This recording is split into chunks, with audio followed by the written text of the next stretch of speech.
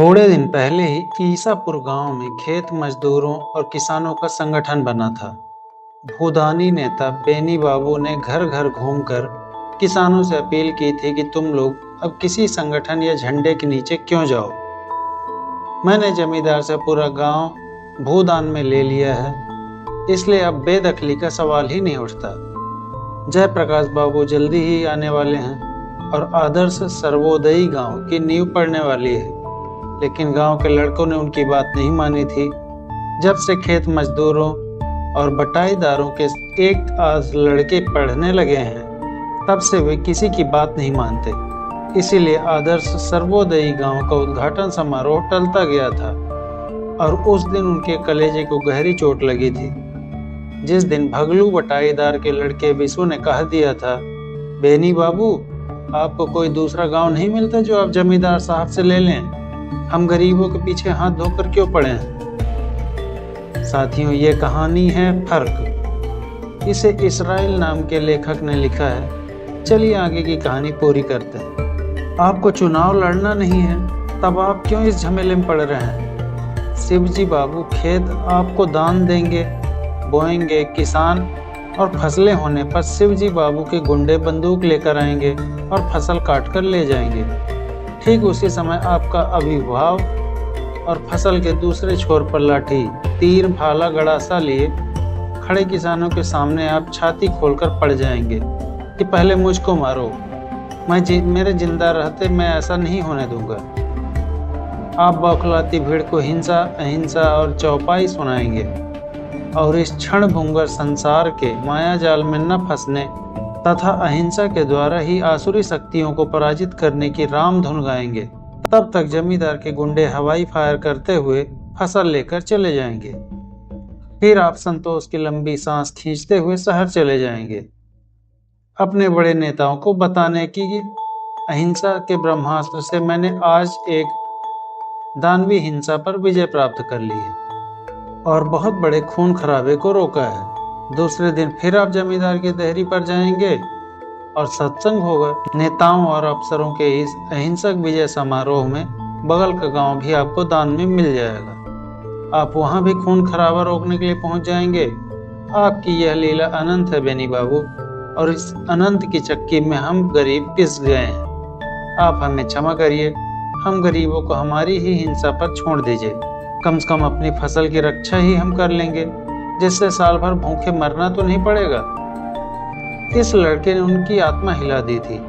बेनी बाबू अगर गलती से भी उस गांव से गुजरते तो लड़के भूदानी जा के नारे लगाकर चिढ़ाने लगते थे। विशु भगलू बटाईदार का लड़का है। भगलू अपना पेट काट कर विशु को पढ़ाता रहा। विशु के साथ इसी गांव के 2 लड़के और हैं जो पढ़ रहे हैं। बेनी बाबू ने थाने में भर में कह दिया है, ईसापुर के कच्ची उम्र के लड़कों में दायित्वहीन उत्साह है। वहाँ के बड़े बूढ़े उन्हें रोकते नहीं। किसी दिन सब भारतीय आदर्श उस गांव में धराशायी हो जाएंगे। तब हम क्या कर सकते हैं? हमारी जन्म जन्म की साधना पराजित हो जाएगी। यह कर्म भूमि मरण भूमि में बदल जाएगी। यह सब मुझसे नहीं देखा जाएगा।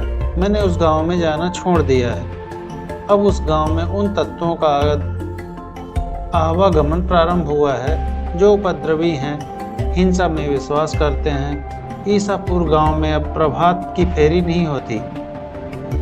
शाम को लाल झंडा लेकर जुलूस निकलता है। जो नारियां एक दिन भी प्रभात फेरी में नहीं आई, रामधुन नहीं गाया, वे जुलूस में जा रही हैं, इंकलाब गा रही हैं। धर्मचर्या के बदले विलास होता है। बजरू वहीर जो भैंस चराता था और समझता था कि 1.5 गज चौड़ी भैंस की पीठ ही पृथ्वी की चौड़ाई है, जिसकी दुनिया सिमट कर भैंस की पीठ पर चली गई थी, अब वह नेता बन गया है और भाषण देता है। उस दिन वह कंधे पर लाठी लिए सड़क पर मिल गया। मैंने कहा, बजरू, यह लाठी लेकर घूमना अच्छी बात नहीं है। वह कहने लगा कि बेनी बाबू, मैं तो बचपन से ही लाठी लेकर घूमता हूँ। मैंने उसे समझाया, तब तुम भैंस को मारने के लिए यह लाठी रखते थे, अब आदमी को मारने के लिए। बहुत फर्क आ गया है। अगर इतनी समझदारी आ गई है कि तुम भैंस की पीठ पर से जमीन पर उतर आए हो तो कुछ और सोचो। लेकिन वह नहीं माना। कहने लगा, जितना सोचूंगा लाठी उतनी ही मोटी होती जाएगी बेनी बाबू। अब मैंने भैंसों की संगत छोड़कर आदमियों की संगत पकड़ ली है। बेनी बाबू आगे बढ़ना ही चाहते थे कि सड़क के चौमुहाने से विशु ने उन्हें पुकारा। वे ठहर गए। यद्यपि वे जानते थे कि यह लड़का खुराफात की जड़ है। लाल झंडा के नेताओं को बुला लाता है और कहता है कि खेत मजदूरों का नेता खेत मजदूर ही होगा, कोई भूदानी या ज्ञानदानी नहीं। इसलिए उसने बजरू चरवाहे को नेता बना दिया और ग्वाला कुल में हलचल मचा दी। सब चमार, दुधास, डोम, हलखोर, जुल्हा, धुनिया, कोयरी, गुहार, अहिर एक हो गए हैं। कहते हैं बजरू ही हमारा नेता है। इस बजरू की डुगडुगी कोसी की पंकिल घाटियों में बजने लगी। हालत इतनी नाजुक है कि ऊंची जातियों के कुछ सिरफिरे लोग भी इनका साथ दे रहे हैं। उस दिन ढोल बज्जा में इन्होंने 5000 नंग धड़ंगों का प्रदर्शन किया था। नवछगिया में तो 20,000 का अस्त्र प्रदर्शन। बेनी बाबू ने सोचा कि इस लड़के को अहिंसा के लिए राजी कर लिया जाए तो शायद खौलती हुई भीड़ को रोका जा सकता है, क्योंकि उन्हीं के बीच का पढ़ा लिखा यह बच्चा उनका सबसे अधिक विश्वास पात्र है। इसलिए बिशु के हाथों एक बार अपमानित होने पर भी उसके पुकारने पर वे रुक गए। विशु के करीब आने पर मुस्कुराए और कहा, तुम लोग इस बजरू को एमएलए बनाकर ही छोड़ोगे। जिस तरह की जमीन तैयार कर ली है उससे हुआ ही समझो। विशु के बोलने से पहले ही बजरू बिगड़ गया। कहा, पंडित जी, हम लोग इस एमएलए पन पर थूकते हैं। लेकिन विशु ने आगे बढ़कर बात संभाल ली। पंडित जी, जरूरत पड़ी तो वह भी बना लेंगे, मगर हमारा उद्देश्य एमएलए बनाना नहीं। बेनी बाबू ने बात रोक ली। सोचा लड़का समझदार हो रहा है। सचमुच इन सत्ता लोभियों और सत्ता भोगियों की कतार में शामिल नहीं होना है। यह सत्ता की संपूर्ण विग्रह की जन्मदायिनी है। इससे जितना दूर रहो उतना ही भला। देखते नहीं मैं चुनावों में तटस्थ रहा करता हूँ। मैं तो निर्विकारित सेवी हूँ। अब बात विशु के लिए असह्य होती जा रही थी। उसने कहा, पंडित जी, मगर हम इतना निर्विकार नहीं बन पाएंगे। हम यह समझ गए हैं कि इसी सत्ता ने हमारा सब कुछ छीन लिया है। इसलिए सत्ता भोगियों के हाथ से इस छत्ता को छीन लो। बेनी बाबू सक पगा गए। यह तो हिंसा का पथ है और हिंसा के लिए दानवीय युद्ध का हुंकार। तुम लोगों को पुनर्विचार करना चाहिए। आसुरी शक्तियां देवत्व के सामने ही पराजित होती हैं। अतः कर्म का आचरण देवता तुल्य ही होना चाहिए। स्थिति में द्रवित मैं भी हूँ। लेकिन विशु ने संजीदगी से कहा, यही बात जरा जमींदार साहब, बीडीओ साहब और दरोगा जी को समझाइए। बेनी बाबू ने कहा, यही तो वे आसुरी शक्तियां हैं जिनके विरुद्ध हमें आध्यात्मिक के स्तर पर संघर्ष करना है।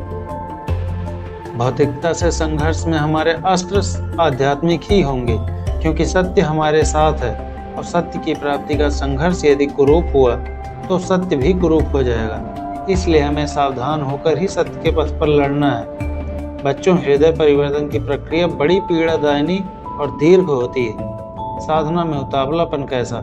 बजरू तब तक पूरी तरह से खींच गया था। भूदानी जी, यह सत्य फत्त अपनी झोली में रखिए। हमको भरोसा अब अपनी लाठी पर है। जाकर उस जमींदार के बच्चे से कह दीजिए, हम उसकी एक नहीं चलने देंगे।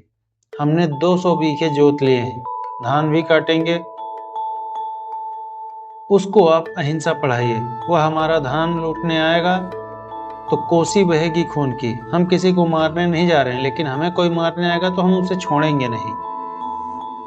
इन बातों से बेनी बाबू को पसीना आ गया। सोचने लगे कि हमारी साधना भूमि छूटी जा रही है। अगर यही हाल रहा तो आश्रम वन भूमि होगी। मनुष्य से वितृष्णा हो जाती है तो आदमी खूंखार जंतुओं के सहवास में जंगलवास चला जाता है। लेकिन विशु को सामने खड़ा देखकर उन्होंने वनवास की कल्पना त्याग दी और बजरू भी अपनी लाठी पटकता हुआ वहां से चला गया। बेनी बाबू ने समझा कि जो हिंसा वातावरण पर चढ़ाई है अब उतर गई है। विशु से पूछा, अच्छा, वह जहर भर की क्या बात है? विशु बताने लगा, हमने तो ऐतराज किया मगर गांव के बूढ़े उछल पड़े। उन्होंने समझा कि बहुत दिनों बाद गांव में मिठास की हवा बही है। 3 दिनों तक हमारे प्रबल विरोध के बावजूद बूढ़ों ने दावत स्वीकार कर ली। अंडे चढ़ते गए, भोग बनने लगा। लेकिन यह खबर भी विशु बताने लगा। लेकिन यह खबर भी फैल गई कि विशु नहीं खाएगा। भोज के एक दिन पहले रात को जब बजरू काका के दरवाजे से अपने घर जा रहा था तो रास्ते में एक सफेद छाया ने उसे रोक लिया। अंधेरे में चेहरा तो मैं नहीं पहचान सका, मगर आवाज पहचान ली। उसने मुझे रोक कर कहा, विशु, सुना है तुम नहीं खाओगे, यह बहुत बुरा होगा। व्यवहार में होगा यह कि मौके पर आधा गांव नहीं खाएगा। शायद मैं खा भी लेता और मर भी गया होता, लेकिन आप तो जानते हैं भोज चाहे जमींदार का ही हो, कारिंदे तो हमारे ही लोग होते हैं। ऐन मौके पर जब यह खबर फैल गई कि मुझे जो शरबत दिया जाएगा उसमें जहर होगा, फिर क्या था, पूरी बात ही रह गई। कोई भी खाने नहीं गया। गांव की औरतें और सिर पीटने लगी। उस दिन हमारी माँ ने हमें आंचल से छिपा लिया था, यह कहकर कि सांप डस लेना चाहता था। क्या सच है, मुझे उससे कुछ लेना देना नहीं। मैं तो सिर्फ इतना जानता हूँ कि विशद दानवीय षड्यंत्र हमारे खिलाफ चल रहा है। यह जहर उसी की एक बूंद थी। लेकिन पंडित जी, आपकी हिंसा अहिंसा की कसौटी पर यह जहर किस ओर जाता है? उसने बिना खून खराबे के मुझे खत्म करना चाहा था। बेनी बाबू ने विशु को कोई जवाब नहीं दिया। हरिओम, भगवान रक्षा करे। जहां मैंने 20 वर्षों तक तपस्या की, मेरी इस कर्म भूमि की यह दुर्दशा। और वे आकाश की ओर देखते हुए वहां से चले गए। बरसात शुरू हो गई थी। कोसी की बेगवती धारा में इलाका डूबता जा रहा था। धान की फसल भी डूब रही थी। किसानों ने किसान सभा के नेतृत्व में 200 बीघे जमीन पर कब्जा कर खेती शुरू कर दी थी। दिन रात का पहरा खेतों पर लगा हुआ था। बेनी बाबू सांपों के उत्पात से गांव छोड़कर शहर चले गए थे और शहर के आश्रम में ही रह रहे थे। उन्होंने गांव से जो खबर मिलती थी वह संघर्षों की ही होती थी। उन्होंने सुना था कि ईसापुर गांव लगभग आधा उजड़ गया है और गांव के आधे से अधिक लोग गिरफ्तार होकर जेलों में हैं। 3 मारे गए हैं, 15 इसी बगल के अस्पताल में पड़े हैं। विशु और बजरू का नाम अखबारों में छपने लगा है। वे 10-10 हजार के जुलूसों का नेतृत्व करते हैं। भिंडा, लखंडी, पारो आदि गांव की सभाओं में भी विशु भाषण देने लगा है। जमींदार लोग भी जोगबनी और किशनगंज के इलाके से ट्रक से आदमी ला रहे हैं। किसानों ने ऐलान किया है कि अब हम मुसिम्फिल मुकदमा लड़ने शहर नहीं जाएंगे, सिर्फ फौजदारी लड़ने जाएंगे। बेनी बाबू गठिया रोग से पीड़ित हो गए हैं। दिन रात की बरसात में उनके शरीर की गांठों में सर्दी समा गई है। वे अब चलने फिरने से भी लाचार हो गए हैं। दंत कथाओं के नायकों की तरह कहानी सुनते हैं। विशु कोसी की कीचड़ भरी कगारों पर बरसात में 10-10 कोस तक पैदल चलता है और दूसरी सुबह किसी गांव में जबरिया कब्जा करो अभियान का नेतृत्व करता है। बेनी बाबू के गठिया का दर्द दिन ब दिन तेज होता जा रहा। उन्हें लगता है विशु के आंदोलन से घटाव बढ़ाव के साथ उनके गठिए के दर्द का संबंध हो गया है। यह भी लगता है कि वह आंदोलन में बढ़ता हुआ इस शहर तक आ जाएगा। आज शाम को ही उन्होंने अखबारों में विशु का वह बयान पढ़ा है जिसमें लखंडी कांड का वर्णन किया है, कैसे जमींदार के गुंडों और पुलिस के निहत्थे किसानों पर हमले किए। लेकिन बेनी बाबू के लिए सबसे पीड़ादायक खबर यह थी कि जब उन्हें याद आता है कि ब्रजेश बाबू उनके असहयोग आंदोलन के सहयोगी थे। युद्ध मोर्चे से आने वाली खबरों की तरह ही चौंका देने वाली खबर कोसी की हरी वादियों से रोज रोज आ रही है। बेनी बाबू के स्थल पर आकर निराश हो जाते हैं। वे फिर किसी कोसी की गोद में लौट नहीं पाएंगे। उनके गठिया का दर्द अब इतना बढ़ जाता है कि उन्हें अस्पताल में भर्ती होना पड़ता है। वहां जाकर वे देखते हैं कि कई परिचित चेहरे घायल अवस्था में पड़े हैं। वे उनसे कहते हैं कि मैं चल फिर सकता तो तुम लोगों की सेवा करता, पर लाचार हूं। मेरे हटते ही कोसी का पवित्र जल लाल हो गया है।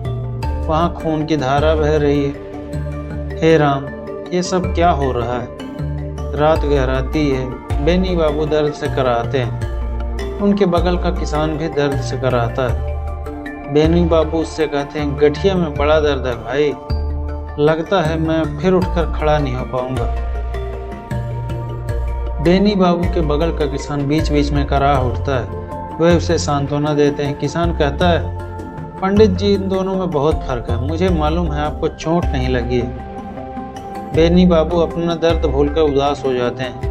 सोचते हैं विशु होता तो कहता है एक दर्द हिंसक है और दूसरा अहिंसक। दोस्तों, कैसी लगी कहानी? कमेंट में बताइए। ज़्यादा से ज़्यादा लाइक शेयर सब्सक्राइब करें। धन्यवाद।